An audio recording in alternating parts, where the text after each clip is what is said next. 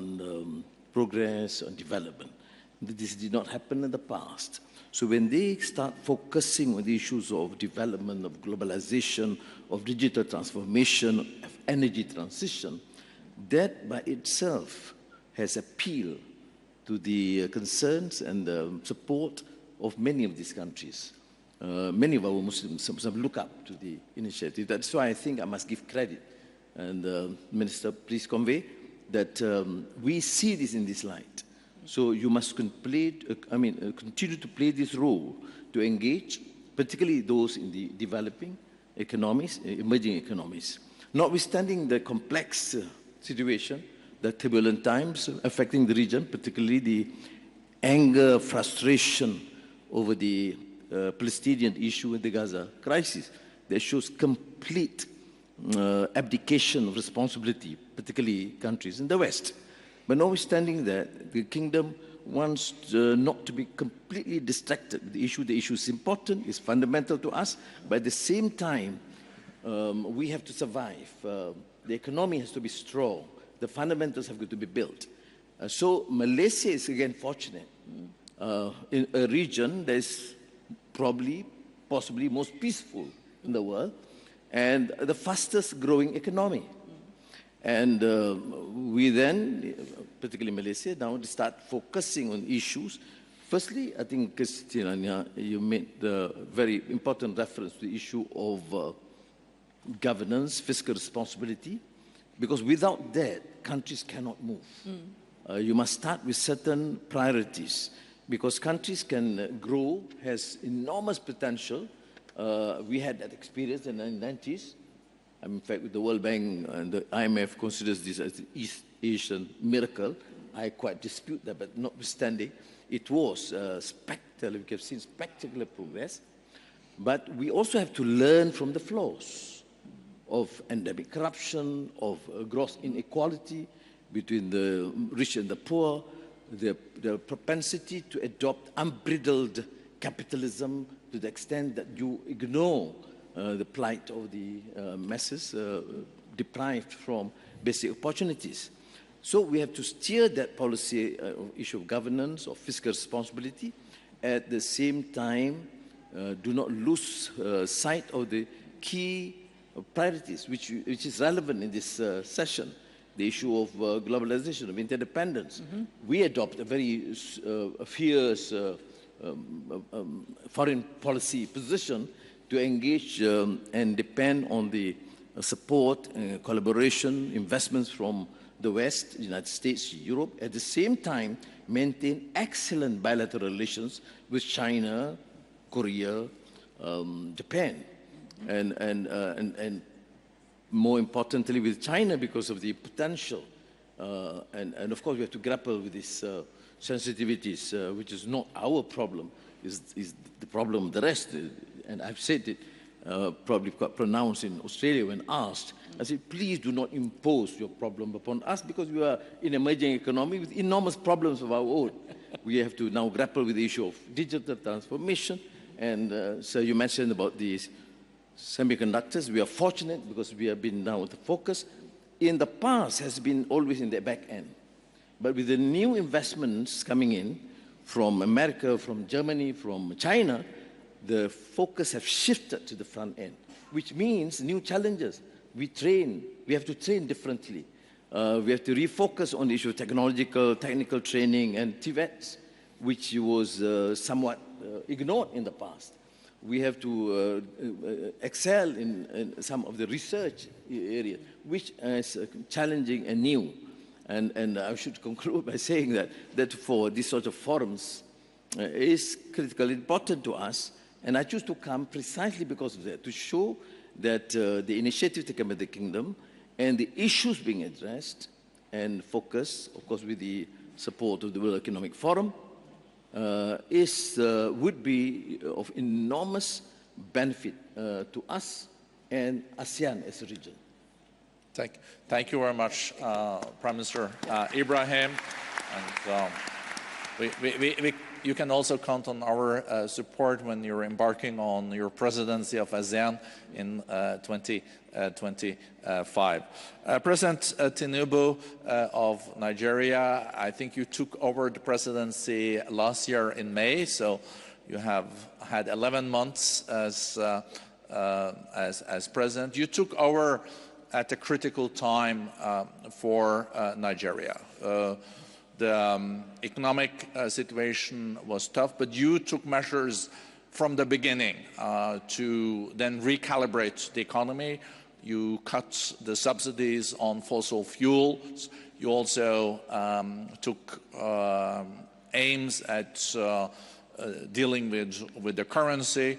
And of course, it's been a tough year economically for Nigeria, but I guess you're now seeing also some light in the end of the tunnel. And Nigeria being such an important economy, not only in Africa, in the world, how do you see now the prospects and what are your next steps to really make Nigeria's economy grow further?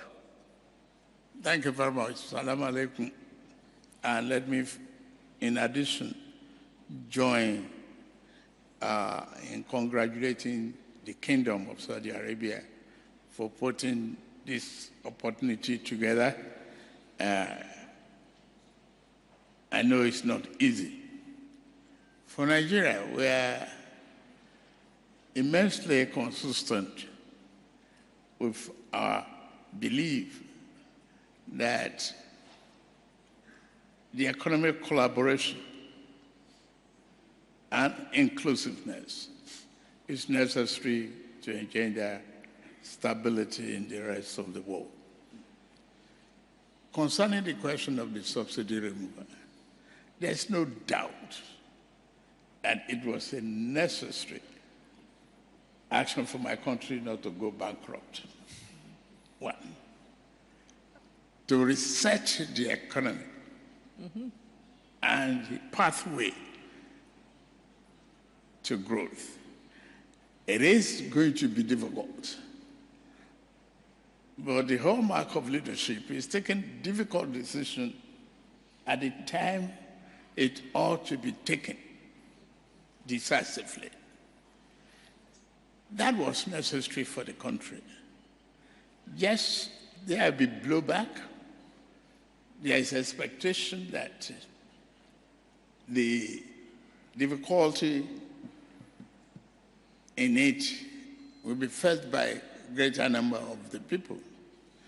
But once, I believe it was their interest that is the focus of the government.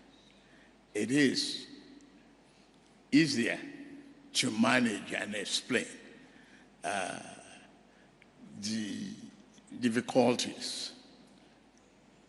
Along the line, there is a parallel arrangement to really cushion the effect of the subsidy removal on the vulnerable population of the country. We share the pain across board. We cannot but include those who are very vulnerable. Luckily, we have a very vibrant, youthful population interested in discoveries by themselves and highly ready for technology, good education, committed to growth. We were able to manage that and partition the economic drawback and the fallout of the subsidy removal. Equally, it engendered transparency,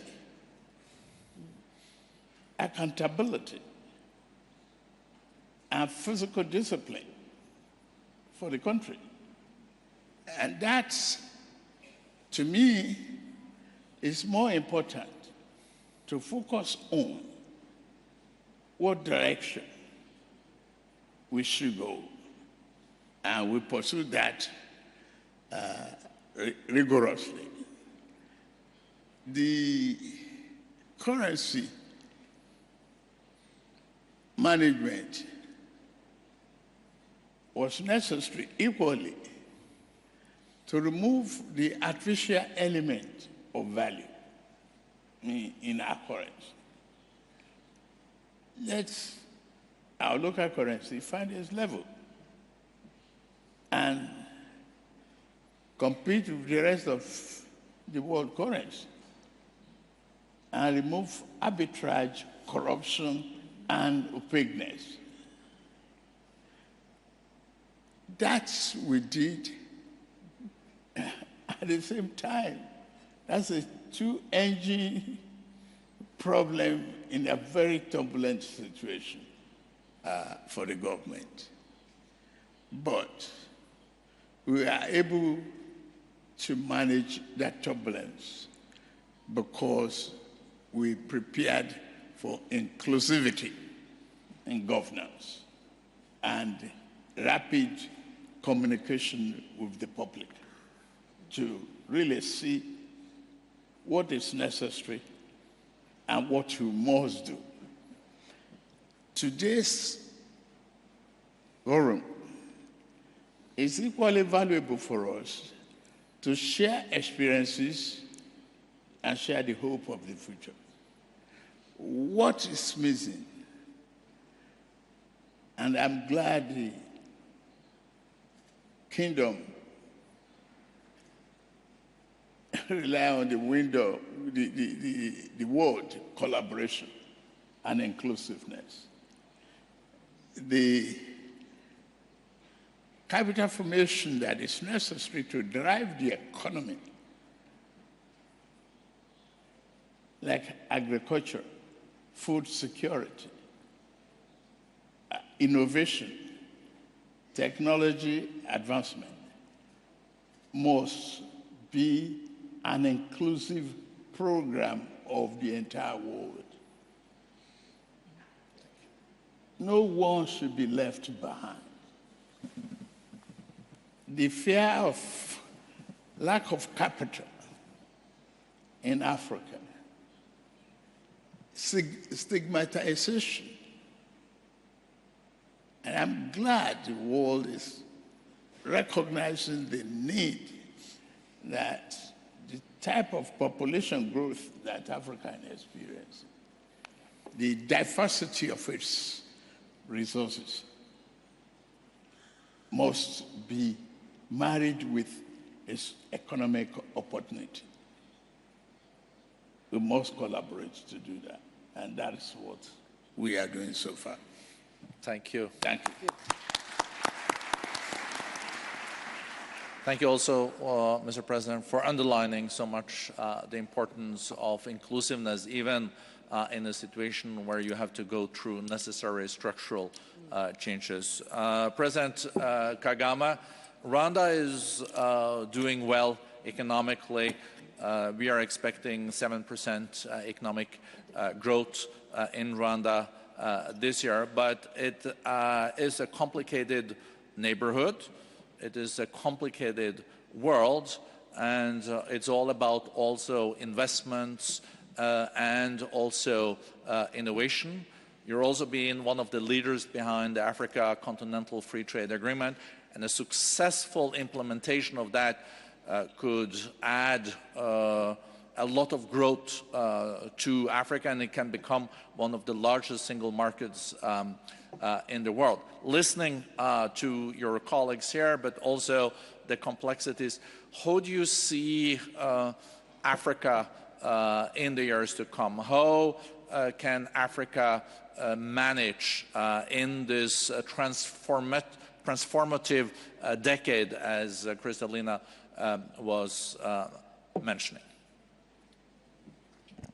Well, thank you very much. First of all, I want to thank the Kingdom of Saudi Arabia for enabling us to be here to have this very meaningful discussion. Straight away to the question, it's even more complicated than that, and we cannot understand where we have come from as Rwanda without looking at the history, the geography, everything is complicated that we have to deal with. And even in the development of our economy and our country generally, it's like you are always fighting for every step of the way forward. And that therefore means when we are talking about inclusivity, it's not just a word, a nice word, and with a nice meaning. It's a lot of work to do, even complex like in our country, and that background I've just mentioned. At the same time, we don't look at ourselves just as Rwanda and with all those complications about history and geography and so on and so forth. We see ourselves in the setting of the continent of Africa that has a lot to share. So growth we have realized and continue to realize is driven by what we try to do within the country itself with those constraints, but also looking at what we can do with the sub-regions we find ourselves in or cooperating with. But everything adding to the optimism that was talked about, looking at where Rwanda has come from and where it is now, should actually add to the optimism that people should have, looking at even a much wider aspect of where the world is coming from and where it is going, and therefore also Africa and where it is going. In our case, I'd say a few things that tie all those together. One is putting the people at the center of everything we are doing. And therefore, that means investments in our human capital. How do we develop it, and how does it find that space to be able to contribute and to their own well-being and development? And in that, we have invested in education, in health, and above all, technology has been a focus for us, and integrating that in the education system or in the health services as we move forward. Like for health services, for example, we find we have made use of technology like drones, where you find drones are developing and delivering health services to rural hospitals and so on and so forth. So I'm talking about investing in education, in education and technology and health, but being brought together by that technology that we also invest in. I think that was mentioned, and technology keeps changing, and it's evolving to new levels of complexity. That's why we're talking about artificial intelligence. Even in that area, Rwanda has not been left behind. We are investing in that, as well as we invest in agriculture. How does it move forward, and how do we have food self-sufficiency, and how do we also take that into the integrated continent we are talking about? In Africa, we have developed the African Continental Free Trade Area, the biggest, in fact, in the world, What we are trying to do now is to make sure that it becomes real.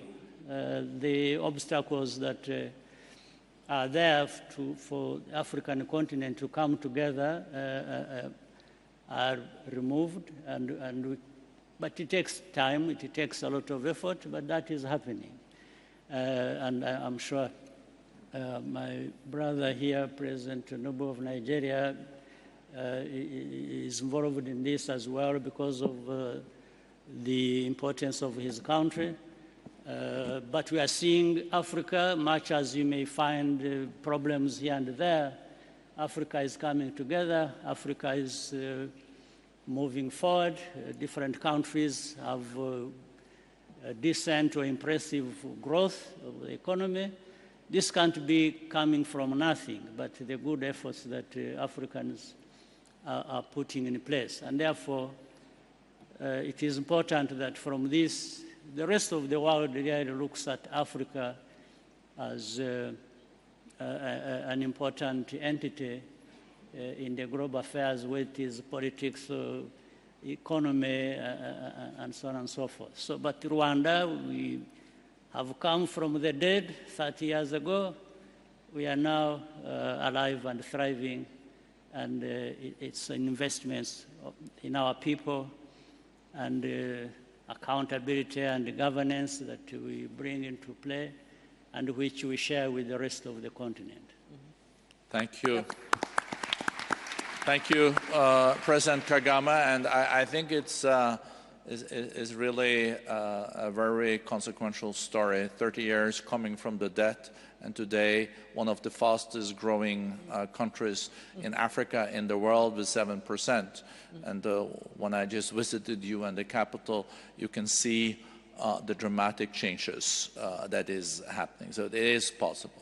Coming now to Peter Orszag, CEO of Lazard. Many questions that I could have raised, but I have seen, Peter, that you have said that also the big risk that we are faced when it comes to the global economy is the geopolitics. Is that correct? I think it is, but first let me again join my fellow panelists in saying what an honor it is to be here and to commend the Kingdom for the path that you are clearly on. And start with a note of optimism, because I am an optimist. In addition to the AI revolution, which has already been mentioned, this is a phenomenal time for business and frankly for the state of humanity. The biotech revolution, the potential of the energy transition to reinvent the way that we obtain our energy. There are so many different revolutions happening at the same time, and there are perhaps early signs of some benefit from that. So as an example, productivity growth in the United States over the past couple of years has started to pick up. It's too early to know whether that's related to these opportunities, but it's certainly possible. But to harness the benefit of those revolutions and the full potential requires a underlying structure that is not quite there. So businesses today basically are, in some sense, getting too much from policymakers and also getting too little. So let me try to explain that. In the too much category, businesses are now caught in the middle of many foreign policy and other geopolitical issues. Every major company in the United States, Europe, and elsewhere now requires the sort of geopolitical insight that used to be the domain only of oil and gas companies that were operating in complex environments. Now pretty much every company needs that kind of capability. That's great for Lazard because we provide that kind of insight, but it's probably not so great for productivity because fundamentally you can't make an important business decision today without taking geopolitics fully into account, and that is different than 2 or 3 decades ago. During the Cold War, tension with Russia did not have any significant business impact because Russia was not that important to the global economy. That's not true with regard to where the geopolitical fractures are today. On the too little side, policymakers have not really fully stepped up to many of the core challenges that have already been identified. And the result of that is that companies are being asked to fill the void on social and other issues that policy hasn't fully fulfilled. So that is never going to end that well. That is a very, very, very imperfect third or fourth best relative to the structure that policymakers can put forward. So this is on everything from purely social issues to even the energy transition. I think there's been a lot of happy talk about what's involved in the energy transition. It is going to be expensive and it is going to be hard. Reasonable estimates are something like 10% of GDP per year through the next several decades invested in new sources of energy. And that's before you fully take into account the impact of artificial intelligence, at least given current chip design, maybe the chips will change, but given current chip design on additional demand for electricity. That is a very, very tall bill, and the thought that companies are going to be meeting the vast bulk of that bill is unrealistic. So there's both too much and too little, but I want to end again on a note of optimism because it's a very propitious time for a lot of these technologies. Let's just try to capture them as best as possible. Thank you. Thank you very much. Just a short follow-up question, because we are all curious about the U.S. economy. The U.S. is still 25% of the global GDP, with 5% of the global population. And there was expectations for a recession in the U.S., then there was soft landing, but now it seems like there is no landing, and there's also speculations that Fed even have to increase interest rate when we were expecting decrease in the interest rate in the summer. So we see that the inflationary pressure is still there. So there are different ways of looking at this. We saw that JP Morgan is worried that there will be a very rough landing. What kind of landing will there be in the U.S. economy if there is going to be a landing? Sure, I'll answer that question and then I'll say I think it's probably partially the wrong question, but let me answer it first. My view, I'm pretty optimistic on this. I think the U.S. economy has weathered the past several years extremely well. The consumer is still relatively strong. The labor market is strong. I mentioned that productivity has picked up. That means that unit labor cost growth is also contained. Those are all really good things for the fight against inflation.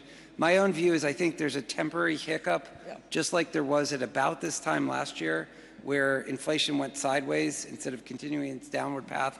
I'm optimistic that the downward path will resume, so time will tell, and some humility is warranted because there's a lot of uncertainty. But I think the most likely path is one in which inflation continues to come down.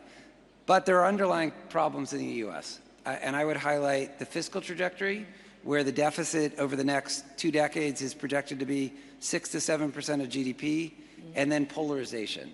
The country is incredibly polarized. We obviously have an election coming up, and it is, I mean, as an example, I was confirmed as President Obama's budget director 15 years ago. At my confirmation hearing, Paul Ryan introduced me, and the Senate vote was 100-0. That would never happen today, and that was only 15 years ago. So in a very polarized environment, presidential elections are going to be very close. This will probably be determined by 1 million or 1.5 million people. And secondly, it's very hard to get serious policy done unless you control the White House, the House, and the Senate, and that only happens very infrequently. So I think the question we're left with, how can such a dysfunctional political system deliver that kind of economic growth? But I see the managing director is asking for the floor, and you will, of course, madam, get the floor. I have the challenge that we now have 10 minutes left. It means that each of the excellencies have 2 minutes. Of course, it's hard to ask excellencies like you guys to land, but I would love to hear you, but then do a 2-minute. But Kristalina, I'll come back to you, but I'll come to you now. But I think there is a good segue here, because the global debt situation you have raised. We are close to 100% of GDP in global debt. And you are also saying we have to be more fiscally minded, but how to be that without going into austerity that will then kill growth again. I think we have like the highest debt level now since the Napoleonic Wars. That's not good news, is it? Not at all. So what is necessary? First, to differentiate, there are countries that can carry the debt and it is not a danger to them unless, however, they are mindful, it may become a danger. And you mentioned the United States, deficit is high, there has to be thinking about fiscal path that brings it down. But there are countries where the debt burden is already far too high. And in these countries, we do need to offer a helping hand with that restructuring. There is the common framework that Saudi Arabia launched during their G20 presidency. It is slowly delivering, and we need to make it so that it delivers faster. However, I want to make on the issue of that 2 points. Number one, how is that we can deal with it more sustainably? Of course, by having growth going up. We looked at the measures in the hands of policymakers. If we were to re-energize trade, if we were to get flow of capital to go where capital would bring highest returns, and if we were to build even stronger governance, within this decade, we can get 1.2% higher growth. In other words, we get to what we had historically. So that whole issue about fragmentation in the world economy is really serious. Trade and financial flows are the transmission lines of prosperity, and it would be a huge mistake to lose them. So focus on that. And my second point is taking from the President of Nigeria, reforms that are mindful of the vulnerable people in society. The Prime Minister of Egypt is here. Reforms pay off very, very well. So if we can have that leadership strength within countries to do the right thing and across countries to work together, the optimists in the room will say we are right. Optimism is well-grounded. So, Mr. Prime Minister Ibrahim, you are also in a situation where you're caught between the G2, China and the US. And this is also a relationship that is quite volatile or fragile. And you're maneuvering this too on top of all the other challenges. Maybe you want to reflect on that for 2 minutes. Well, it's not as complex because cumulatively, the investment in the United States remain number one in Malaysia. But of course, in the last few years, you see this growing investments and interests from China. How do we navigate it? By just saying, look, we welcome investments based on our rules and don't dictate and impose any conditions. We will not, for example, enter into any sort of a decision that is deemed to be provocative against one another. And I think so far we have managed, not easy, as a small emerging economy, we have to navigate very wisely. And we are fortunate against because there is somewhat an ASEAN consensus on this, though not in full because different strengths, but at least within the ASEAN mechanism, there has been this sort of a position that we maintain our neutrality, we engage with both, and we set our own priorities. Our problem with some of the big economies, of course, they dictate, they hector, they're quite condescending, and you have seen that in COP28 and some other forums, WTO, etc. But I think this is where I think to engage more broadly with Africa, with Latin America, and the Middle East, particularly what the Kingdom has initiated, would be of immense help to us. We cannot do it alone, and we will have to then engage. Again, I said I would to conclude that we are fortunate because within ASEAN, though there may be some minor differences on foreign policy issues, but the focus and the engagement and the both bilateral and multilateral relationship is excellent. We do not have any issues having to work together as a team. And that's why ASEAN happens to be now one of the most cohesive force, a sub-regional force in the world. And we are now focusing more on trade investments, intra-trade investments. Thank you. Thank you. Thank you, Prime Minister. President Tinubu, you have dealt with the domestic economic challenges, and in many ways Nigeria is a superpower in its region. But the region is looking also very challenging with Sahel, with the situation in Mali, Chad, also now in Niger. And I know the time is short, but is there any way we can see a stabilization in your surroundings in the years to come, or is it, does it look very, very grim? Thank you very much. We are encouraging the entire world to pay attention to Sahel and the countries around us in ECOWAS. As the chairman of the ECOWAS, I've witnessed the big influence of Nigeria to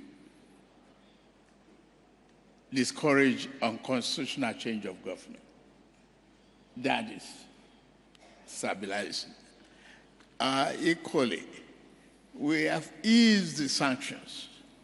We need to trade with one another, not fight each other. It is very, very necessary and compulsory for us to engender growth, stability, and economic prosperity for our people. The rest of the world needs to look at fundamentals of the problem, not just ordinary geopolitically. It has to go to the root. As the world paid attention to the poverty level of Sahel and the rest of ECOWAS, have they helped the infusion of capital and pay adequate attention to the exploitation and opportunities availed by the mineral resources that is available? Are we going to play only a big brother's role in a talk shop without necessary action? We just have to be involved in the exploitation, promotion, and prosperity of that region in order to see peace and stability and economic growth. Thank you. Thank you.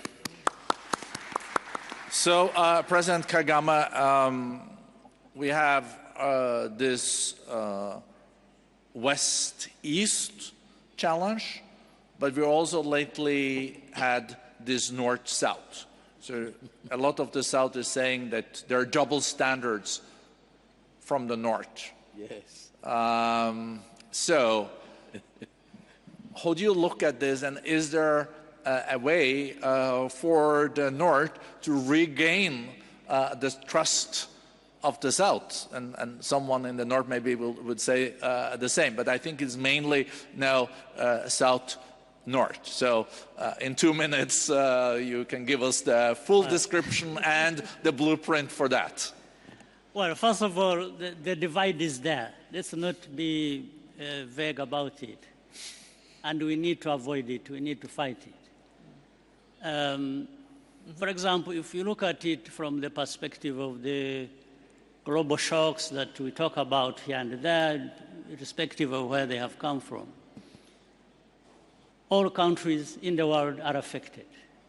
Of course, some affected more than others, but that's fine. But that is a reminder that we need to, therefore, look at what has been talked about, the inclusiveness that we are talking about, and collaboration that brings different entities of the world together. So for that, we must be able to call out hypocrisy for whenever we see it. And it is there because we keep talking about north-south divide or other divides, but we don't find easily and quickly the solution to that.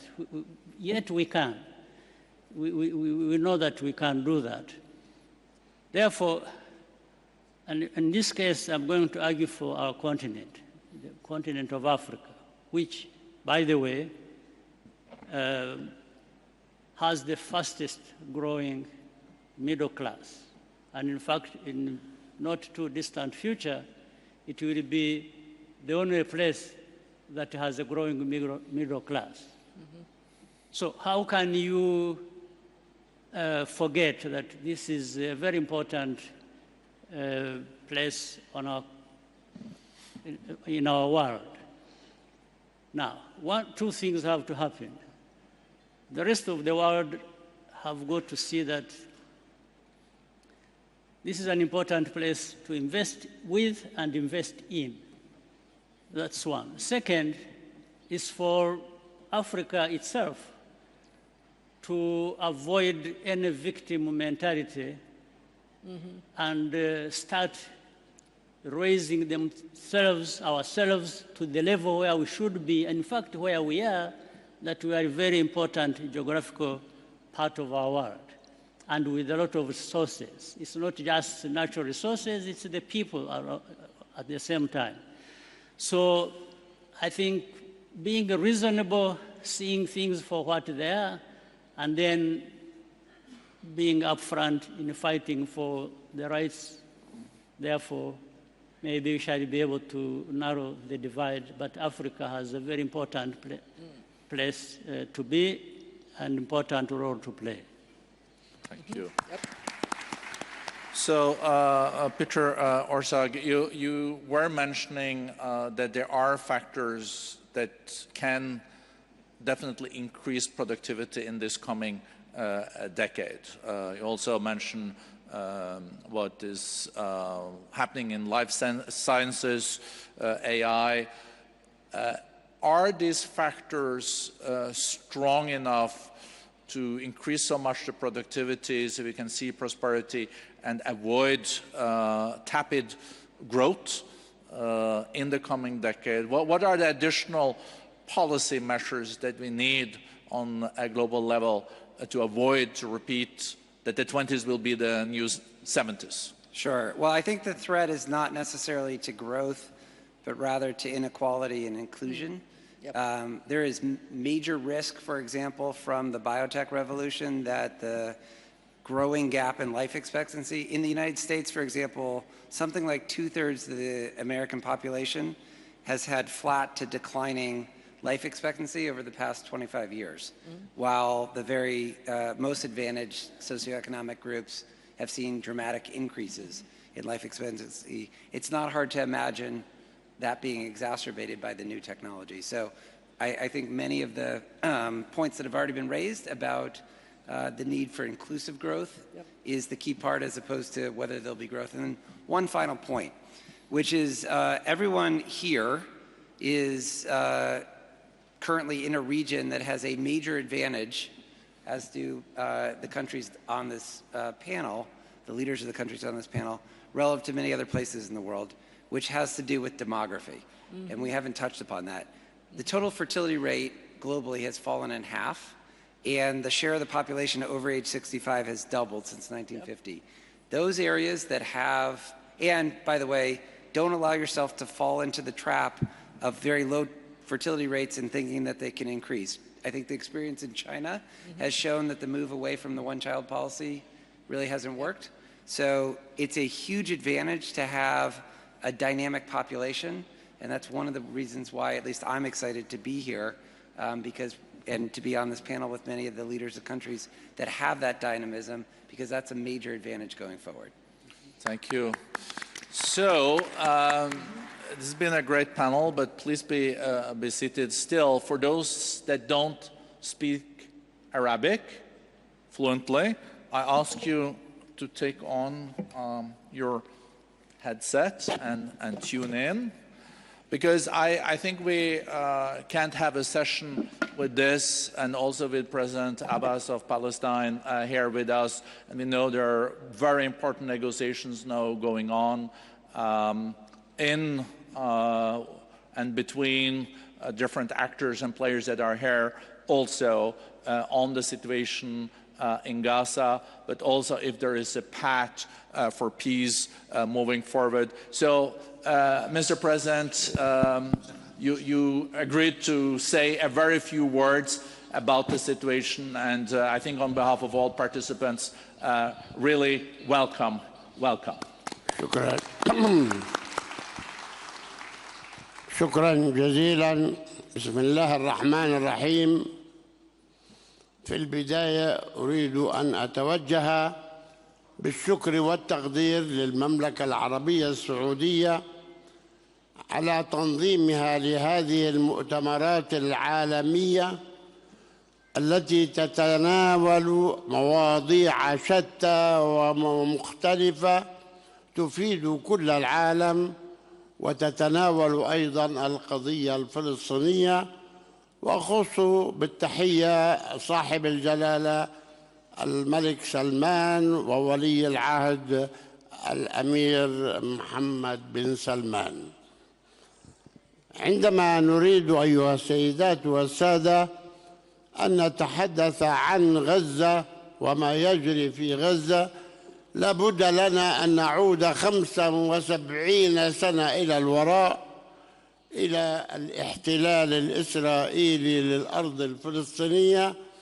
هذا الاحتلال الذي لا زال على الأرض الفلسطينية إلى يومنا هذا دون أي تحرك ودون أي تغيير، وبالتالي منذ ذلك التاريخ إلى الآن والشعب الفلسطيني يعاني من هذا الاحتلال البغيض والعالم يتفرج.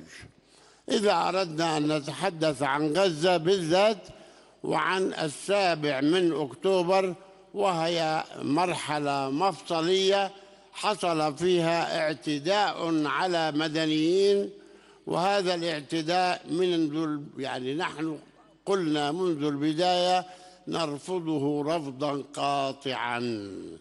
ومنذ أن وقع هذا الاحتلال أكدنا على أننا كسلطة فلسطينية ومنظمة التحرير الفلسطينية نرفض رفضا قاطعا الاعتداء على المدنيين أيا كانت توجهاتهم وأيا كانت انتماءاتهم.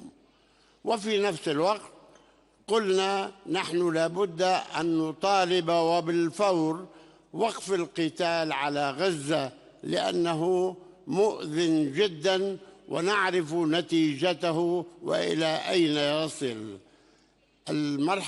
القضية الأولى هي وقف القتال، والقضية الثانية هي إمداد السكان بالمواد الإنسانية التي يحتاجون إليها في كل قطاع غزة. والنقطة الثالثة هي أننا لن نقبل بأي حال من الأحوال تهجير الفلسطينيين سواء من غزة أو من الضفة خارج إطار وطنهم، ويجب أن يبقوا في وطنهم، ويجب أن لا تتكرر مأساة ونكبة عام 1948 1967. هذه الطلبات طلبناها، وقلنا لا بد في النهاية من حل سياسي يجمع قطاع غزة والضفة الغربية والقدس في دولة فلسطينية مستقلة من خلال مؤتمر دولي، من خلال نشاط دولي. هذا ما طالبنا به منذ 7 أكتوبر حتى يومنا هذا. الذي حصل منذ 7 أكتوبر إلى يومنا هذا مضى أكثر من 200 يوم. قتل في غزة، أو استغلت إسرائيل فرصة الاعتداء عليها في 7 أكتوبر، وذهبت لتعتدي على أهل غزة بحجة أنها تريد أن تنتقم من حماس، ولكنها في الواقع تنتقم من الشعب الفلسطيني، تقتل المدنيين من الشعب الفلسطيني. وهذا ما حصل إلى الآن وبالأرقام. لقد قامت إسرائيل بقتل 34,000 خلال 200 يوم من أهل غزة، ومعظمهم من الأطفال والنساء والشيوخ الكبار، وجرحت 75,000 جريحا من هؤلاء، بمعنى أنه أصبحت الآن ضحايا إسرائيل في الحرب منذ أكتوبر إلى الآن 110,000 شخص، ما بين قتيل وجريح. إضافة إلى ذلك أنها دمرت 75% من قطاع غزة، من المباني والمؤسسات والطرق والجوامع والمساجد وغير ذلك. قطاع غزة أصبح شبه مدمر. إذا قلت 75% يعني 75%. وقال بوريل أمين العام لأوروبا قبل يومين فقط إن ما جرى في غزة لم يجري في الحرب العالمية الثانية في ألمانيا. وقال هذا أشخاص آخرون غيره، واعترفوا أن ما يجري الآن في غزة وفي الضفة الغربية تجاوز ما جرى في الحرب العالمية الثانية في ألمانيا وغيرها ضد ضد أوروبا في ذلك الوقت.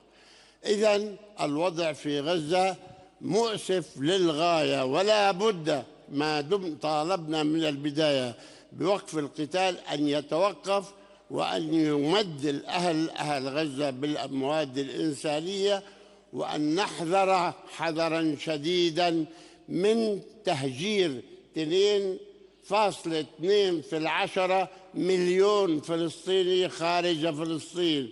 هذا يعني نكبة جديدة ستحصل على الشعب الفلسطيني.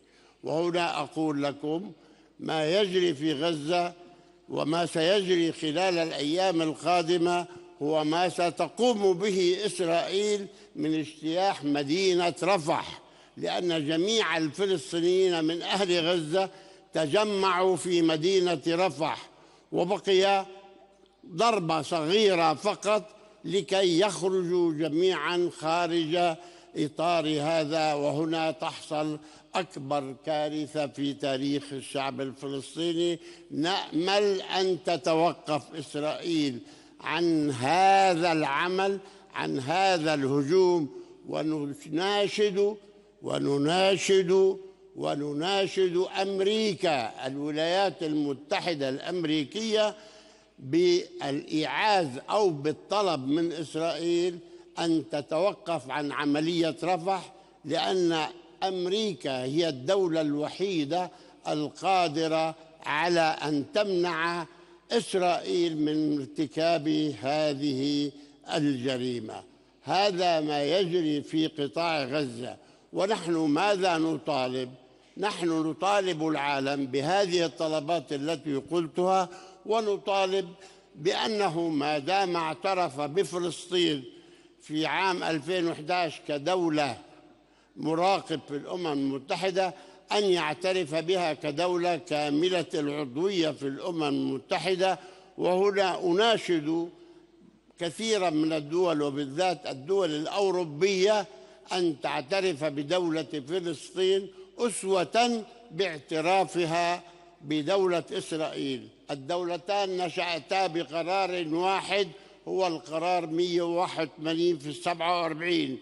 العالم اعترف بإسرائيل ولم يعترف بالدولة الفلسطينية. المطلوب الآن أنه ما دام اعترف بإسرائيل أن يعترف بالدولة الفلسطينية، ثم نتفاوض مع إسرائيل. بعد ذلك نتفاوض مع إسرائيل على الحدود وغير ذلك، ونقول لإسرائيل الحق بالحصول على الأمن الكامل، وهذا واجبنا وحق، ونحن كفلسطينيين حقنا بالحصول على تقرير المصير، على دولة مستقلة أسوة بباقي شعوب العالم. هذه هي باختصار قضية الوضع في قطاع غزة.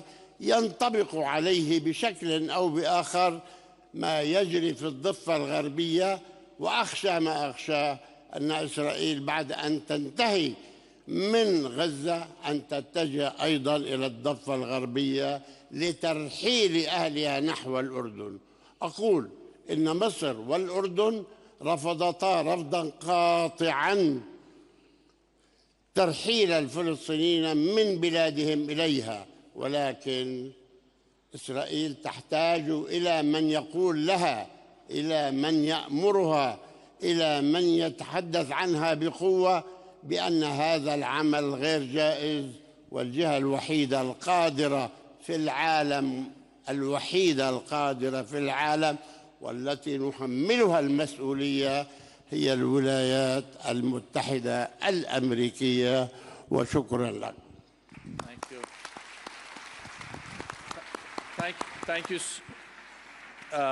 Thank you so much to you, President Abbas. We also have the key foreign ministers from the region and also from the G7 here in the coming days discussing are there ways of breaking the current impasse. And thank you, President Abbas, for coming. And also a big thank you to this great panel that we were so privileged to gather here. Was very enlightening, and I think everyone really appreciated that as our opening plenary at our special meeting here in Saudi Arabia. Give the panel another applause. Thank you.